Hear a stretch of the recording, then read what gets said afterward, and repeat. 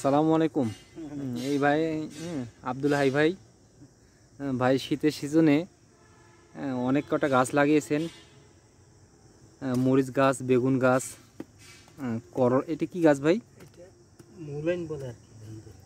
ধুন্দল টাইপের নাকি? ধুন্দল গাছ লাগিয়েছেন, টমেটো গাছ আছে, আবার শাক আছে। কিন্তু দুঃখের বিষয় আছে, সকালবেলা আমি খেয়াল করি এই জায়গাটাতে অনেকগুলো মুরগি খুব হ্যাঁ তারা খুব উপভোগ করে আর কি, সকালবেলা সেই শাকসবজি এসে খাওয়া দাওয়া করে। যাই হোক,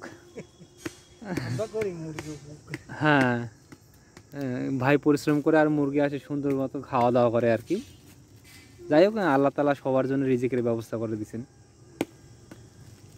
এখানে এই যে একটা মরিচ গাছ দেখতেছি আমি, খুব সুন্দর একটা মরিচ ধরছে, আপনারা খেয়াল করেন।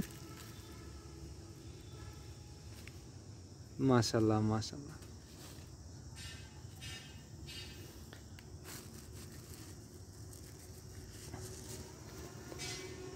এর পাশে একটা মসজিদ দেখতে পাচ্ছেন, নির্মাণাধীন মসজিদ আলহামদুলিল্লাহ। কয়েক লন্ডন প্রবাসী না ভাই?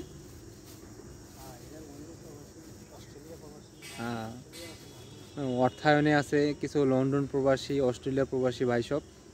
এনাদের অক্লান্ত পরিশ্রমে উপার্জিত অর্থেই আজকের এই মসজিদটা নির্মাণ হচ্ছে। পাশাপাশি এই মসজিদটা যারা নির্মাণাধীন তত্ত্বাবধানে আছেন, আব্দুল হাই ভাই, জাহাঙ্গীর আলম ভাই এবং খোকন ভাই, এনারাও অক্লান্ত পরিশ্রম এবং প্রচেষ্টা উদ্যমের মাঝেই এই মসজিদটা আজকে এই অবস্থায়।